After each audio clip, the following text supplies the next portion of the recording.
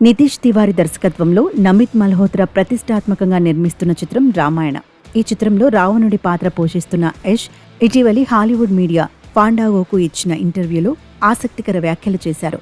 రణబీర్ కపూర్ శ్రీరాముడిగా, సాయి పల్లవి సీతగా నటిస్తున్న ఈ సినిమాలో రావణుడిని కేవలం ఒక క్రూరమైన విలన్గా తాను చూడటం లేదని ఆయన స్పష్టం చేశారు.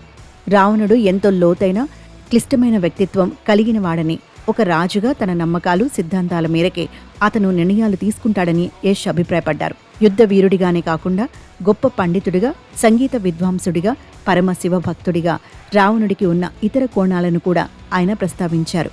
అతనిలోని ఆత్మవిశ్వాసం, అహంకారంగా మారడమే పతనానికి కారణమైందని, ప్రతి పాత్రకు ఒక సొంత దృక్కోణం ఉంటుందనే కోణంలోనే తాను ఈ పాత్రను చూస్తున్నానని వివరించారు.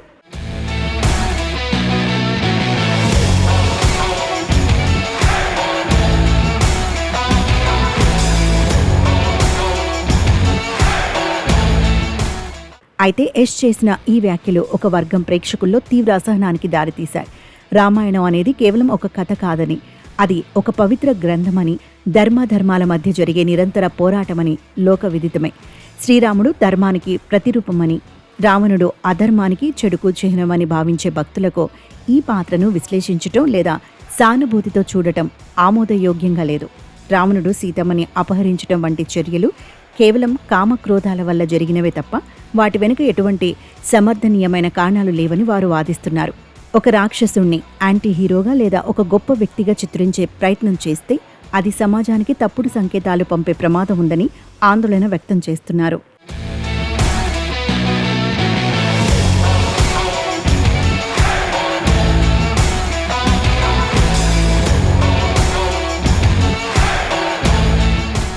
మరోవైపు సినిమా సృజనాత్మకత పరంగా చూస్తే దర్శకులు పాత్రలను మరింత మానవీయ కోణంలో లోతుగా అన్వేషించడానికి ప్రయత్నిస్తుంటారు. రావణుడిలోని మేధస్సును, శక్తిని ప్రదర్శించటం కంటే అతని దుశ్చర్యలను సమర్థించటం కాదని, కేవలం కథను మరింత ఆకర్షణీయంగా, అర్థవంతంగా మార్చే ప్రక్రియ అని కొందరు విశ్లేషిస్తున్నారు. కానీ ఈ క్రమంలో రావణుడి పాత్రను అతిగా కీర్తిస్తే అతడు శ్రీరాముడి కంటే ఎక్కువ శక్తివంతంగా, ఆకర్షణీయంగా కనిపిస్తాడేమో అన్న సందేహాలు కూడా వ్యక్తమవుతున్నాయి. పాత్ర విశ్లేషణకు, పాత్రను గొప్పగా చూపించటానికి మధ్య ఉండే ఆ సన్నని గీతను చిత్ర బృందం ఎంతవరకు కాపాడుతుందనేదే ఇప్పుడు అసలు ప్రశ్న. ఆ పాత్రను శక్తివంతంగా చూపిస్తూనే చివరికి అతను చెడుకు ప్రతినిధి అని ఎలా నిరూపిస్తారో చూడాలి.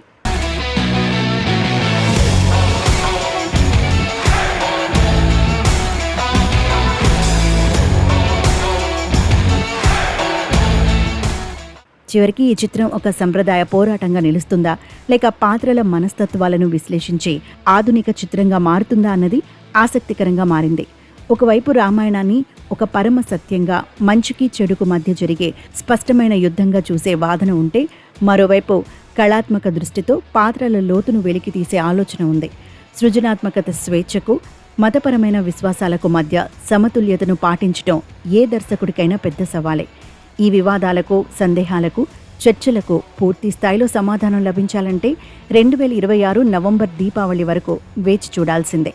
ఆ సమయంలో సినిమా విడుదలైనప్పుడే యష్ పోషించిన రావణుడి పాత్ర ఏ విధంగా రూపుదిద్దుకుంది, అది ప్రేక్షకులను ఎంతవరకు మెప్పిస్తుంది అనే విషయంపై స్పష్టత వస్తుంది.